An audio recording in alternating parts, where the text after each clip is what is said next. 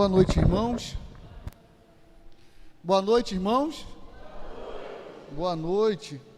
Deus continue nos abençoando nesse culto maravilhoso que nós temos prestado ao Senhor.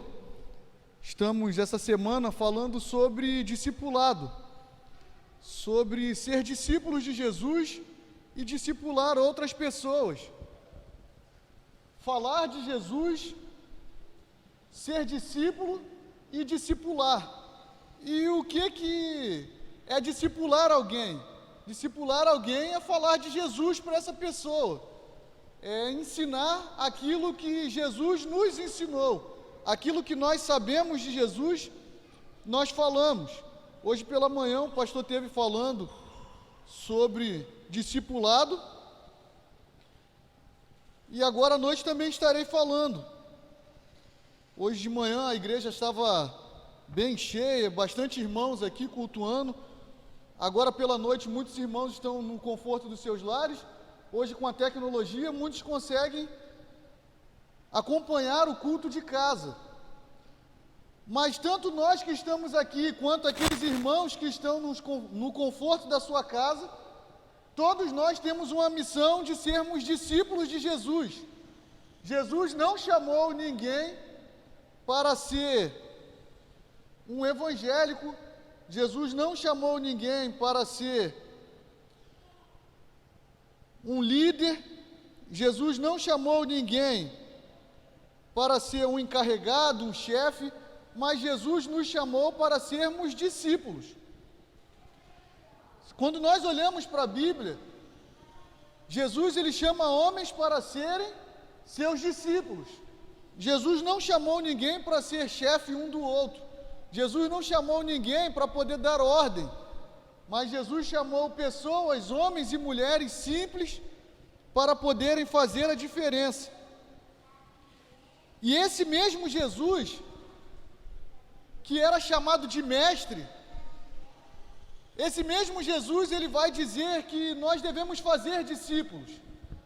E eu quero falar com os irmãos sobre o texto de Mateus, capítulo 28, a partir do versículo 18. Mateus 28, a partir do capítulo 18. Mateus 28, a partir do versículo 18.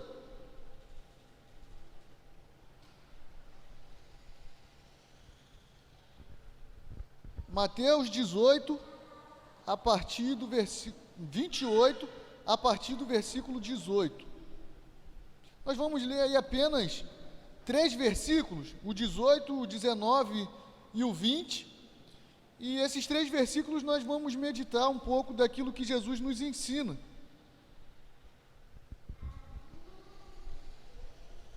O texto diz assim: Jesus, aproximando-se, falou-lhes dizendo: toda autoridade me foi dada no céu e na terra. Portanto, vão e façam discípulos de todas as nações, batizando-os em nome do Pai, do Filho e do Espírito Santo, ensinando-os a guardar todas as coisas que tenho ordenado a vocês. Eis que estou com vocês todos os dias, até o fim dos tempos. Eis que estou com vocês todos os dias, até o fim dos tempos. Esse é o texto que Jesus ensina os seus discípulos. Ele dá uma ordem direta para os seus discípulos. Vamos orar? Pedindo ao Senhor a instrumentalidade da sua palavra em nossos corações. Pai, muito obrigado, Senhor, por tudo. Muito obrigado porque o Senhor tem feito grandes coisas em nossas vidas. Instrumentaliza, Senhor, a tua palavra em nossos corações. Em nome do Senhor Jesus. Amém. Jesus ensina aos seus discípulos, e não somente ensina, mas dá uma ordem. Jesus agora, nesse versículo aqui, nós vamos ver que são os últimos versículos do Evangelho de Mateus.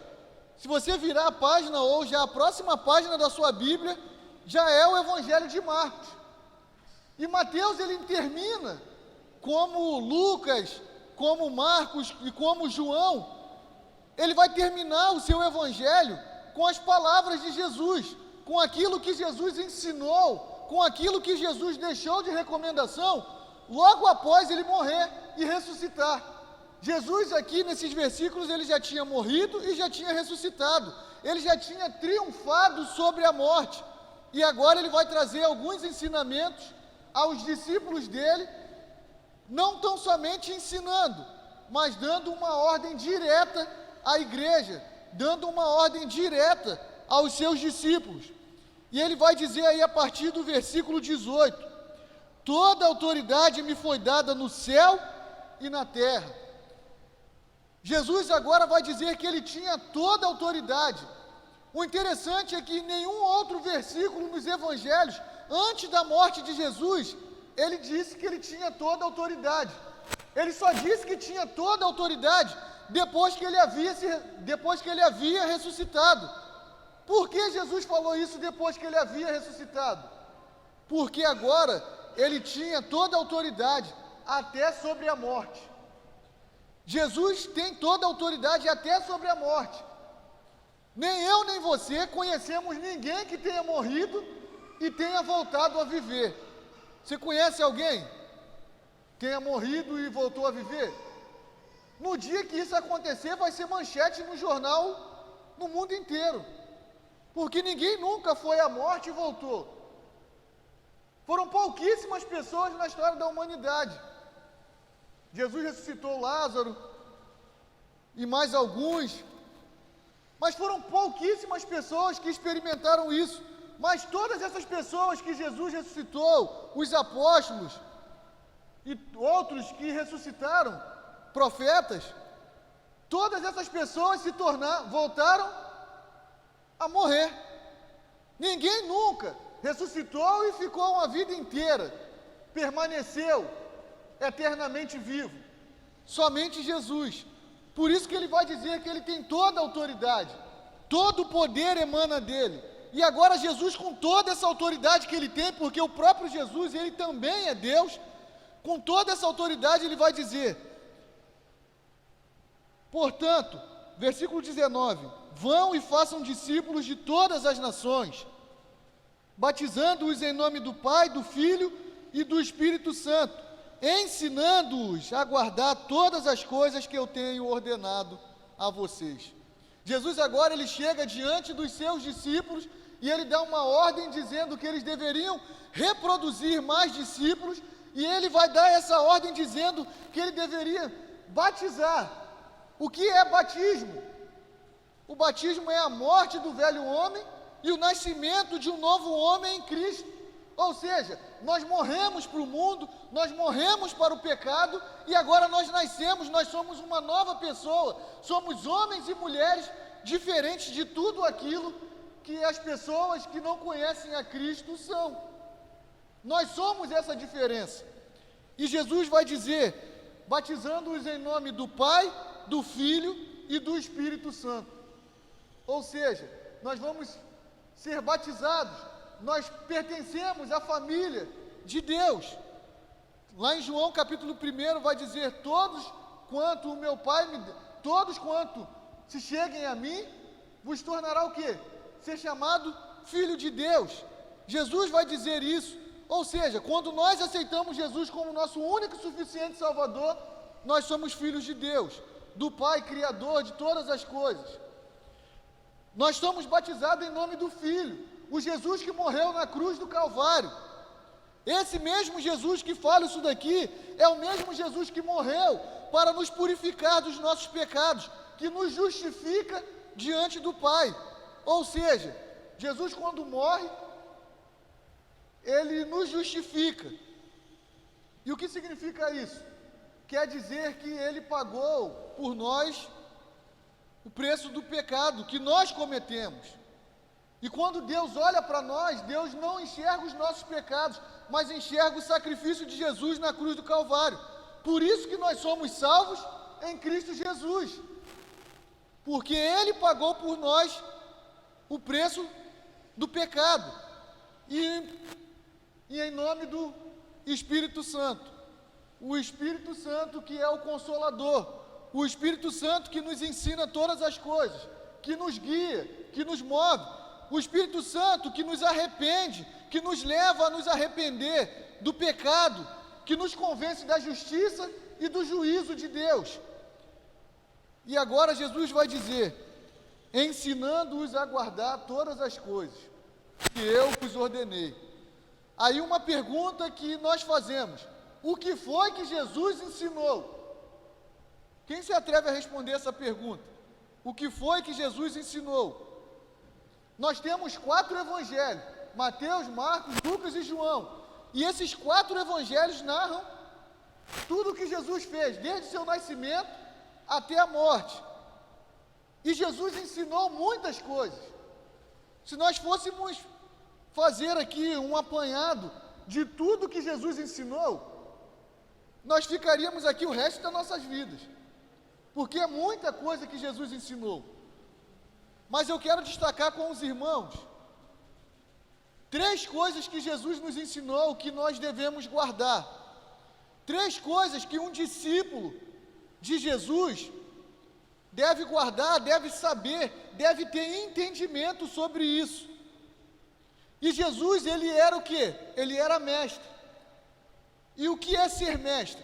Talvez hoje mestre é aquele que é professor. Eu sei que aqui na igreja tem alguns irmãos que são professores, dão aula em escola e tudo mais. Mas o mestre, no tempo de Jesus, lá no primeiro século, não era somente um professor que entrava lá às 7 horas da manhã num colégio, dava aula até meio-dia, depois ia para outro colégio, dava aula até meio-dia, até 4 da tarde. Não, o mestre no tempo de Jesus, o professor, naquele tempo ainda não tinha esse termo professor, mas sim mestre. O mestre no tempo de Jesus, ele chamava pessoas para andar junto com ele. O aluno naquela época, ele não ia para a escola igual nós fomos, ou muitos ainda vão nos dias de hoje. Ele entra em determinado horário e sai em outro horário, e depois ele não tem mais contato nenhum com o seu mestre. O mestre naquele tempo, ele chamava. O mestre naquele tempo, ele chamava os seus alunos, e os pais entregavam os alunos para o mestre. E agora os alunos passavam a morar com aquele mestre. Eles vivenciavam o dia a dia. Eles ensinavam de tudo. Ensinavam sobre a filosofia da vida. Ele ensinava sobre, na visão judaica, ensinava sobre a lei. Isso era a visão do mestre. Que inclusive essa semana teve o dia do mestre, o dia do professor. E esse Jesus, o Jesus que nós cremos, ele chama agora 12 homens para serem seus discípulos. E esses 12 homens, Jesus chamou 12, mas não foram 12 pessoas perfeitas, não foram 12 pessoas bem instruídas, mas foram 12 pessoas que naquela época poderiam ser as piores pessoas que tinham. Jesus chamou Pedro, que era pescador. Jesus chamou Mateus, que era cobrador de impostos. Para os irmãos terem uma ideia, o cobrador de imposto, é como se fosse uma pessoa, hoje um funcionário público da Receita Federal. Aquele lá que cobra os seus impostos, se você não pagar, ainda te multa. Um cobrador de imposto naquela época era considerado uma pessoa tão indigna que ele não poderia nem entrar no templo para poder adorar o Senhor, para poder adorar a Deus. O cobrador de imposto, ele não poderia ler a Bíblia, de tão indigno que era considerado um cobrador de imposto. Mas Jesus chamou ele, Mateus, que era um cobrador de imposto, um publicano, para poder ser seu discípulo. Jesus chamou um dos zelotes para ser seu discípulo. Zelote era um grupo revolucionário, armado, daquela época, que queria lutar contra o Império Romano através da espada. Ou seja, Jesus chamou pessoas que eram considerados à margem da sociedade naquela época para poder aprender com ele, para poder aprender a ser discípulo, a ser discipulado. Essas pessoas tiveram a sua vida transformadas por Jesus. Nós vamos ver que Pedro, ele era tão ignorante. Quando eu digo ignorante, não é um ignorante daquela pessoa turrona, aquela pessoa que gosta de dar patadas em outras. Não, a ignorância de Pedro, a ignorância quer dizer a falta de conhecimento, a falta da gnose, do conhecimento de Pedro era tão grande, que Pedro, quando chega diante do Sinédrio, e ele começa a falar lá com os fariseus, com os doutores da lei, e ele falava com uma autoridade tão grande que Jesus tinha dado a ele através do Espírito Santo, que eles falaram assim: esse daí é aquele Pedro mesmo, aquele pescador, aquele homem iletrado, aquele homem inculto, que não sabe nem ler nem escrever? É esse homem aí mesmo? Eles ficaram admirados. Como que Pedro tinha evoluído ao ser discípulo de Jesus? Porque Pedro não falava somente dele mesmo, mas ele falava tudo aquilo que ele tinha aprendido com Jesus, tudo aquilo que ele tinha vivido com Jesus, através do Espírito Santo que habitava nele. E Jesus agora ele vai dizer, ensinando-os a guardar todas as coisas que eu tenho ordenado a vocês. E eu quero destacar com os irmãos 3 coisas, como eu tinha dito anteriormente. 3 coisas que Jesus nos ensinou. A primeira coisa que Jesus ensina para os seus discípulos é a viver na dependência de Deus. Os discípulos de Jesus foram chamados, e quando ele chama para viver numa dependência de Deus. Jesus não chamou os seus discípulos para viverem uma vida de luxo. Jesus não chamou os seus discípulos para viver uma vida, para comer do bom e do melhor, não, e muito menos para ter uma casa confortável. Jesus não chamou os seus discípulos para ter bons empregos. Jesus não chamou os seus discípulos para poder viver agora uma vida de pleno conforto, mas Jesus chamou os seus discípulos para poderem viver uma vida na dependência do Senhor. Essa foi a vida que Jesus chamou os seus discípulos. Vocês imaginam Jesus passar lá no seu emprego?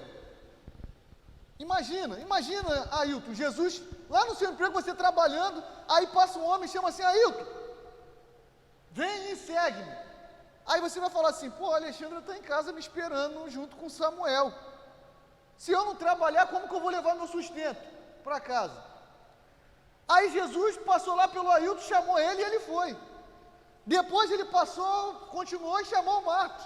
Marcos, Jesus está te chamando. Olha, eu estou te chamando. Vem e segue-me. Aí o Marcos: pô, a Andréia também está me esperando com o Davi em casa. Como que eu vou fazer para sustentar a minha família? E Marcos segue também a Jesus. Aí Jesus foi andando, chegou lá no Fernando, chamou o Fernando também. Aí o Fernando pensou: como que eu vou deixar a Letícia cheia de fome em casa para seguir a Jesus? Não tem como. Mas Fernando também decidiu seguir a Jesus. E esses homens foram atrás de Jesus sem expectativa nenhuma. Porque, como nós bem sabemos, Jesus era o quê? Jesus era pobre. Jesus era carpinteiro. Homens que largaram tudo e foram seguir a Jesus. E andaram com Jesus sem saber o dia de amanhã. Aí é quando nós vemos Jesus ensinando a viver na dependência dele. Jesus vai dizer, lá em Mateus capítulo 5, versículo 3, bem-aventurado os pobres em espírito, porque deles é o reino dos céus. Bem-aventurados os pobres de espírito, porque deles é o reino dos céus.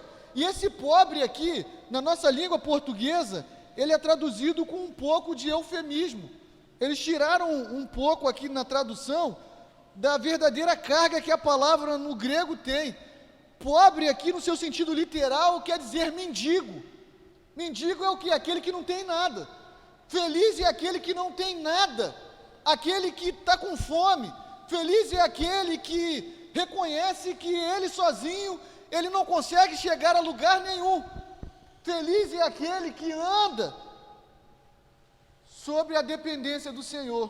Por isso que ele vai dizer, pobres em espírito, aquele que é mendigo de espírito, aquele que reconhece que ele não tem nada e ele vive na dependência do Senhor. É isso que significa ser pobre. Talvez você está pensando assim, então eu vou largar tudo, eu vou largar meu emprego, vou largar minha família, vou largar tudo por Jesus. Não, não é isso que Jesus quer de nós. Você não precisa largar o seu emprego, não precisa largar os seus estudos, não precisa largar os seus afazeres. O que Jesus quer que cada um de nós sejamos dependentes dele, é reconhecer que embora nós possamos trabalhar todo dia, mas quem nos sustenta é ele. Embora nós possamos orar, mas quem de fato efetua o querer como realizar, quem faz o milagre é ele. Certa vez um discípulo, um fariseu, chegou para Jesus e disse para Jesus assim: Senhor, eu quero te seguir. E Jesus disse para ele: a raposa tem as suas tocas, e as aves dos céus têm os seus ninhos, mas o filho do homem não tem aonde reclinar a cabeça. Jesus estava dizendo para aqueles discípulos: você quer me seguir? Eu não tenho nem aonde reclinar a cabeça, ou seja, eu não tenho nem aonde dormir. Mas se você quer me seguir, você vem e vive na minha dependência. Você vem sabendo que eu vou providenciar tudo na medida com que você precisa. No reino de Deus, ter fartura, no reino de Deus, ser um homem abençoado, não é aquele que tem muito. No reino de Deus, é aquele que tem pouco, e desse pouco, nunca lhe falta nada. Isso era andar com Jesus, é saber que nós nunca teremos muito. Muito que eu digo é coisas materiais, mas é saber que do pouco, e esse pouco nunca vai nos faltar nada. E é por isso que Jesus vai dizer: não andeis ansiosos por coisa alguma, porque eu estou no controle, eu estou no sustento de todas as coisas.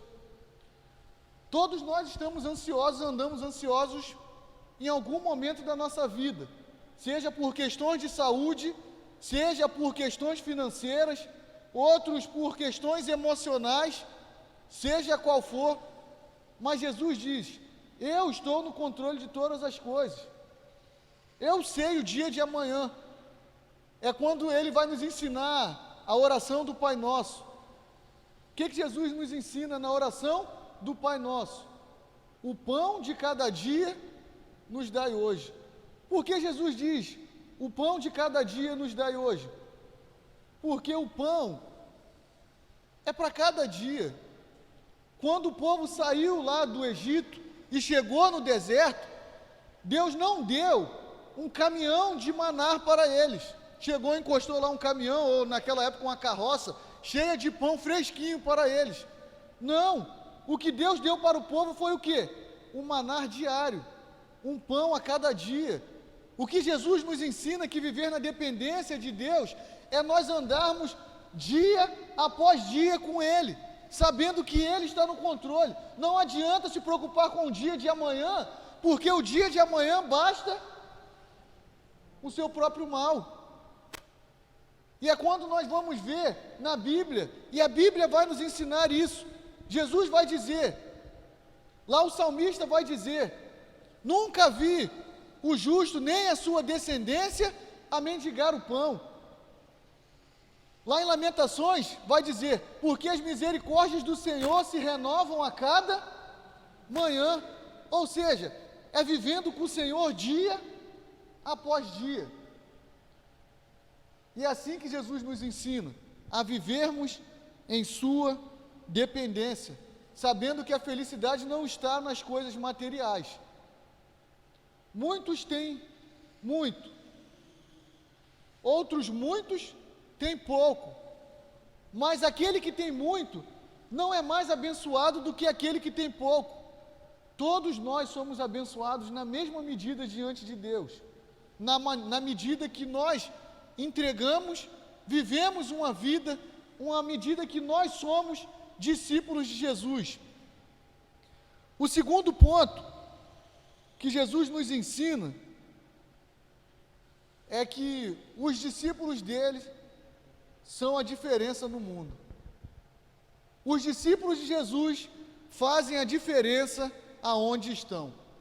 Os discípulos de Jesus, eles não se igualam àqueles que estão fazendo o mal. Os discípulos de Jesus não se igualam ao mundo, mas são diferentes. É por isso que Jesus vai dizer que nós somos o sal da terra e a luz do mundo. Nós somos aquele que dá o tempero, o bom sabor. Nós somos aqueles aonde nós chegamos à escuridão, nós mostramos a luz, nós fazemos a diferença no mundo. E esse mesmo Jesus é que ensina que quando nós ganharmos um tapa numa face, ofereçamos a outra. Talvez você se pergunta assim, mas toda vez que eu tomar um tapa, eu sempre vou ter que sair no prejuízo. O que Jesus está dizendo é que nós fazemos a diferença. Jesus aqui, ele não está dizendo que nós não devemos correr atrás da justiça. O que Jesus está nos ensinando é que você vai tomar uma tapa, você não vai devolver com outra tapa. Você vai fazer aquilo que é certo. Você vai correr atrás da justiça. E não somente uma justiça dos homens, mas a justiça de Deus. E hoje parece que no século 21, as pessoas já estão se esquecendo do que é fazer a diferença no mundo. Nós vemos aí, a cada dia que se passa, o número de evangélicos no Brasil só aumenta, mas a corrupção parece que tem aumentado na mesma proporção. A cada dia que se passa, o número de evangélicos tem aumentado e a violência se aumenta na mesma proporção. Qual a diferença que nós estamos fazendo? Qual a diferença que nós, como os discípulos de Cristo, e qual a diferença que nós, como igrejas de Cristo, somos? E fazemos essa diferença no mundo. Os discípulos de Jesus andaram com Ele. Nós não andamos com Jesus no sentido material, literal, mas nós andamos com Jesus no sentido espiritual. Jesus vai dizer que Ele está conosco. Aonde estiver 2 ou 3 reunidos em meu nome, ali estarei. Foi o que Jesus disse. E o Espírito Santo de Deus habita em nós. E nós sabemos discernir aquilo que é o certo e aquilo que é o errado. Nós precisamos ser esse sal e essa luz. E às vezes a gente parece que o nosso sal parece que já está meio estragado. E a nossa luz parece que está meio apagada. Nós chegamos e nos habituamos ao meio aonde nós estamos, sem fazer nenhuma diferença. E principalmente nós, como igreja. Aí a pergunta que nós podemos fazer: se a segunda igreja batista de Piedade deixar de existir hoje, que diferença isso vai fazer para o bairro? Se a gente resolver fechar essa igreja hoje, todo mundo for embora e nunca mais voltar aqui, que diferença nós vamos fazer para esse bairro? Será que as pessoas que estão lá fora vão sentir a nossa falta? Será que as pessoas vão olhar, olha, cadê aqueles discípulos de Jesus que se reuniam aqui, que agora não se reúnem mais? Aonde estão os discípulos de Jesus que fazem a diferença na vida de alguém? E fazer a diferença na vida do próximo, e ir por todo mundo e pregar o Evangelho, é algo que Jesus nos ensinou, mas também que não é tão fácil. Requer de nós que nós nos dediquemos, que nós dediquemos tempo a isso. Nós dedicamos muito tempo a muitas coisas, mas parece que a gente às vezes não dedica tanto tempo à obra do Senhor. E Jesus requer isso de nós, tempo para poder fazer a sua obra. Os discípulos de Jesus, quando Jesus passou lá no Mar da Galileia, onde Pedro estava, e chamou Pedro, e disse assim: Pedro, eu vou transformar você em pescador de homens. Jesus estava dizendo para Pedro: Pedro, tenha tempo para mim. Pedro, tenha tempo para você poder andar comigo, me servir. Tenha tempo para você poder fazer a diferença na vida de outras pessoas, para você mostrar o seu amor. E às vezes a gente nunca tira esse tempo, e às vezes nós nunca demonstramos essa diferença que nós temos e que nós somos. As pessoas hoje estão correndo muito mais atrás de inflar o seu ego do que propriamente fazer a diferença na vida de alguém. Os cristãos de hoje estão correndo atrás de igrejas que têm um culto melhor. Ele visita várias igrejas. Hoje eu vou visitar essa igreja aqui. Eu não gosto muito dessa igreja aqui não. Por quê? Porque o culto aqui, esse culto aqui não está me agradando muito não. É só um irmão tocando violão e outro ali na bateria. Eu vou visitar outra igreja. Aí ele vai visitar outra igreja. Aí chega na outra igreja. Aqui já tem um ar-condicionado mais confortável. Aqui já tem um data show 3D. O Ministério de Louvor já tem um ministro de música ali, já tem alguém que canta melhor, já é um negócio melhor. Aí o outro vai visitar outra igreja. Aí chega na outra igreja, aqui já tem um estacionamento para eu parar meu carro já não vou parar mais na rua. E agora, aqui também tem um ar-condicionado legal. Aqui tem um pastor descolado que fala que eu vou ser um vencedor. Aqui tem um pastor que fala que eu vou resolver todos os meus problemas. Aí o camarada sai de lá como? Inflado, inchado. Ou seja, aí a igreja fica a quase 50 quilômetros da casa dele. Mas mesmo assim ele quer ir para aquela igreja. Por quê? Porque nós estamos procurando não fazer a diferença no mundo, mas nós estamos procurando uma igreja que satisfaça os nossos próprios desejos. Não que seja errado a pessoa ir numa igreja mais longe da casa dela, não estou dizendo isso.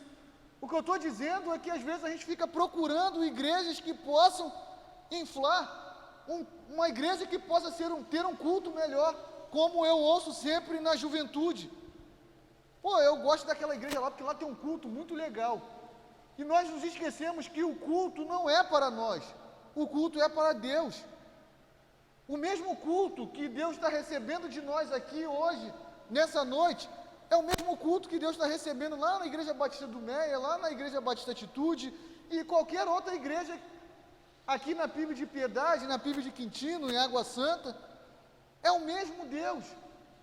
E por que que a gente às vezes troca de igreja toda semana? Ou a gente tem a percepção que um lugar o culto é mais avivado, o outro culto é mais morno, porque na verdade nós ainda não entendemos que Jesus nos chamou para sermos a diferença e não para termos um culto numa igreja que nos agrade. Jesus chamou Pedro, esse analfabeto que eu tanto tenho falado para os irmãos. Jesus ele trabalhou tão poderosamente na vida de Pedro, que Pedro, quando chega diante de um paralítico, de um aleijado, propriamente dito, lá em Atos o texto vai dizer que um homem há mais de 40 anos, estava ali, acamado, não conseguia andar, e Pedro olha para aquele homem e diz: eu não tenho prata e nem ouro, mas o que eu tenho eu te dou, por isso levanta e anda. Jesus não ofereceu para Pedro uma igreja com ar-condicionado. Jesus não ofereceu para Pedro um culto avivado, mas Jesus ofereceu para Pedro a oportunidade de ter uma vida que faça diferença na vida de alguém. Ser discípulo de Jesus é ser diferente, é fazer a diferença.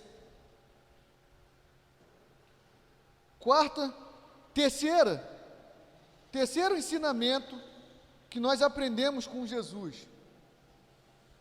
Esses mesmos discípulos que Jesus chamou, foram os discípulos que Jesus agora ele vai comissionar. Jesus comissiona os seus discípulos para ir e pregar o Evangelho. Lucas capítulo 10. Se os irmãos quiserem abrir as suas Bíblias aí e acompanharem juntamente comigo. Lucas capítulo 10. Lucas capítulo 10, a partir do versículo 17, Jesus comissiona, na verdade, a partir do capítulo 1, do versículo 1 do capítulo 10, Jesus vai comissionar os seus discípulos para irem ao mundo e pregar o Evangelho, a pregar tudo aquilo que eles tinham aprendido. E esses discípulos agora, eles vão aprender. Depois que eles tinham aprendido, eles vão agora ensinando, pregando o Evangelho, transformando vidas. E eles receberam ali o Espírito Santo, a ponto de expulsarem demônios, de curarem enfermos, de fazerem prodígios e maravilhas. E esses discípulos foram com Jesus. Esses discípulos que Jesus chamaram, agora eles foram comissionados e eles foram pregar. E aí, a partir do versículo 17, nós vamos ver aí que esses discípulos, eles voltaram. E eles voltaram alegres, diante de tudo aquilo que eles tinham visto, diante de tudo aquilo, de todos os feitos que eles tinham realizado. Agora o texto vai dizer assim: e os 70 voltaram cheios de alegria, dizendo: Senhor, em seu nome, os próprios demônios se submetem a nós. Jesus lhes disse: eu via Satanás caindo do céu como um relâmpago. Eis que eu dei a vocês autoridade para pisarem cobras e escorpiões, e sobre todo o poder do inimigo, e nada, absolutamente, lhes causará dano. No entanto, alegrem-se, não porque os espíritos se submetem a vocês, e sim porque o nome de cada um de vocês está registrado no céu, ou em algumas versões, no livro da vida. Esses discípulos agora, eles foram pregar o Evangelho. E esses discípulos, movidos pelo Espírito, eles expulsaram demônios, eles fizeram grandes coisas, grandes feitos e maravilhas. Eles curaram pessoas. E quando eles voltaram, o que aconteceu? Eles chegaram para Jesus: Jesus, nós estamos muito alegres, nós fizemos isso e aquilo. Mas o que Jesus disse para eles? Não se alegrem porque os espíritos se sujeitam a vocês pelo meu nome, mas porque o nome de vocês estão escrito no livro da vida. Jesus ensina aos seus discípulos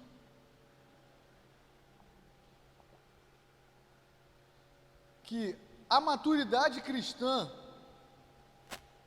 a maturidade de um discípulo de Jesus, não está naquilo que nós podemos fazer, naquilo que nós recebemos de Deus. Nisso não está a maturidade cristã de um discípulo. Não é porque você recebeu um milagre, que você foi curado, que você é alguém abençoado. Porque quando nós olhamos na Bíblia, pessoas que foram curadas por Jesus, que em determinado momento tiveram fé para serem curadas, mas depois que receberam a cura, deram as costas e foram embora. Um clássico exemplo é aquele texto dos 10 leprosos.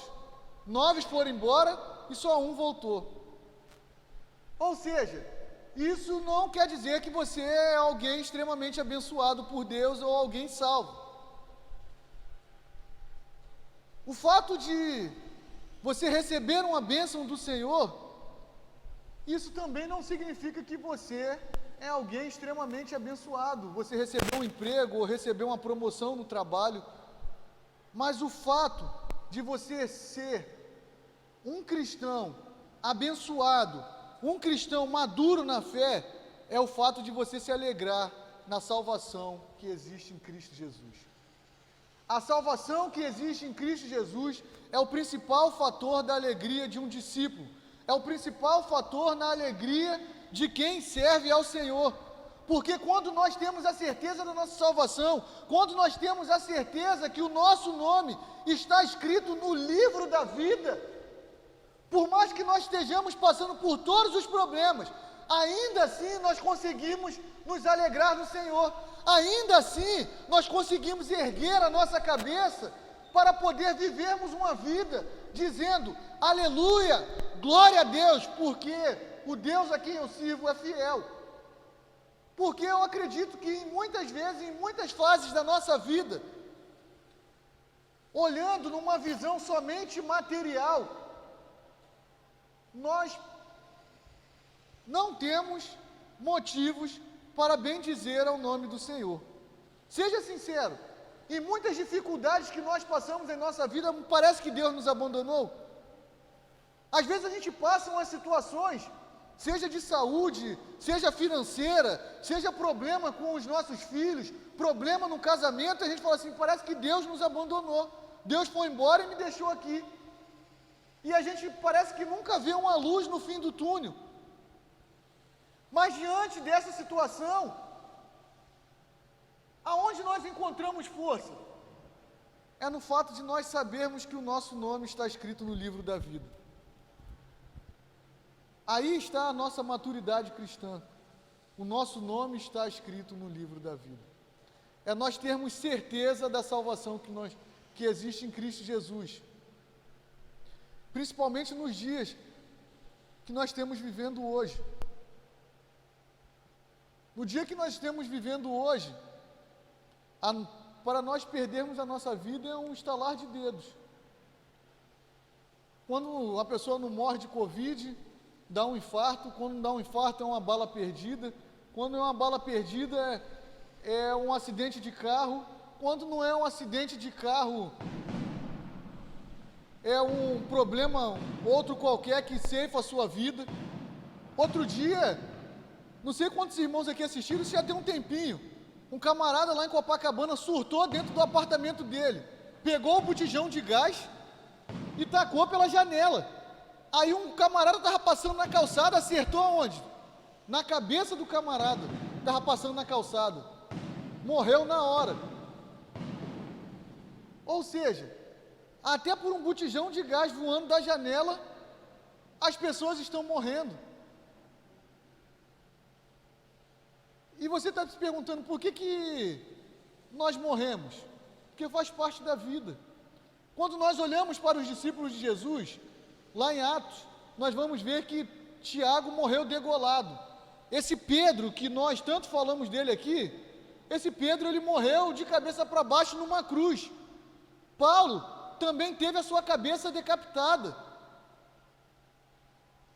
Nenhum dos discípulos de Jesus teve uma morte tranquila. O que teve uma morte menos pior foi João, que morreu lá na ilha de Pátimos sozinho, mas morreu recluso. Mas todos eles passaram por dificuldades e morreram. Mas qual a dificuldade de saber que nós iremos morrer? Nenhuma, porque o discípulo de Cristo, ele tem a certeza que o seu nome está gravado no livro da vida. E eu quero terminar com os irmãos, lendo esse texto. Se os irmãos puderem acompanhar comigo, não sei se tem como colocar aqui no Data Show, passar aqui na televisão, para nós lermos esse texto, um texto de João, quando ele escreve o livro de Apocalipse. O livro de João, chamado Apocalipse, livro da revelação, João que escreve esse livro. Apocalipse, capítulo 21. Eu quero encerrar com os irmãos lendo Apocalipse 21, da certeza que um discípulo de Jesus tem na sua vida, e aquilo que a palavra vai nos ensinar sobre o novo céu e a nova terra, onde nós iremos passar a eternidade. Apocalipse capítulo 21, a partir do versículo 1. O texto diz assim, se os irmãos puderem acompanhar, está aqui no telão também. Diz assim o texto: E vi novo céu e nova terra, pois o primeiro céu e a primeira terra passaram, e o mar já não existe. Vi também a cidade santa, a nova Jerusalém, que descia do céu da parte de Deus, preparada como uma noiva enfeitada para o seu noivo. Então ouvi uma voz forte que vinha do trono e dizia: Eis o tabernáculo de Deus com os seres humanos. Deus habitará com eles. Eles serão povos de Deus, e Deus mesmo estará com eles e será o Deus deles. E lhe enxugará dos olhos toda a lágrima, e já não existirá mais morte, já não haverá luto, nem pranto, nem dor, porque as primeiras coisas passaram. E aquele que estava sentado no trono disse: Eis que faço nova todas as coisas, e acrescentou: Escreva, porque essas palavras são fiéis e verdadeiras.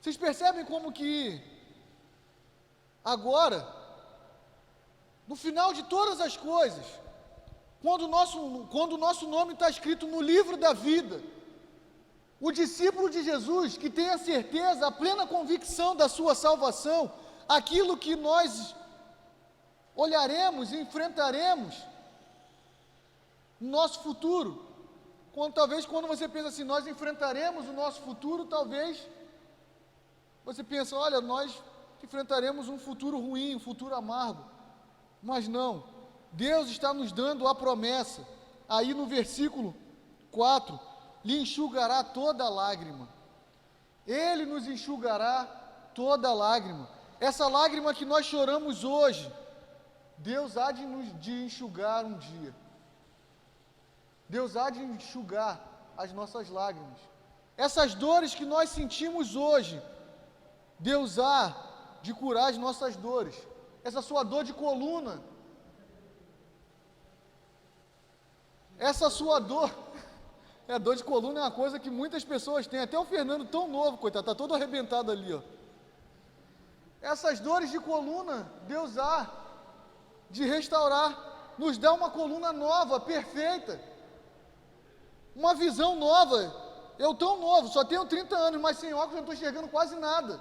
Deus há de restaurar a nossa visão, Deus há de nos dar um corpo glorificado, sem problema.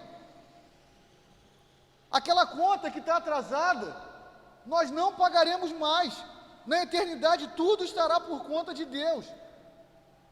Aquela conta que tanto rouba o nosso sono, aqueles problemas que nós temos no nosso trabalho, nós não teremos mais. Por quê? O nosso nome está escrito no livro da vida. Essa é uma certeza que um discípulo de Jesus tem. E nós ensinamos isso. Nós ensinamos isso. Por isso que Jesus diz, ensinando-os a guardar todas as coisas que eu vos tenho ordenado. Jesus tem nos ensinado muitas coisas, que nós possamos aprender com Jesus, que nós podemos aprender a viver na dependência dEle, que nós possamos aprender a sermos diferentes e a fazer a diferença, e que nós possamos aprender e ter a convicção que o nosso nome está escrito no livro da vida. Que Deus continue nos abençoando, que Deus continue falando aos nossos corações.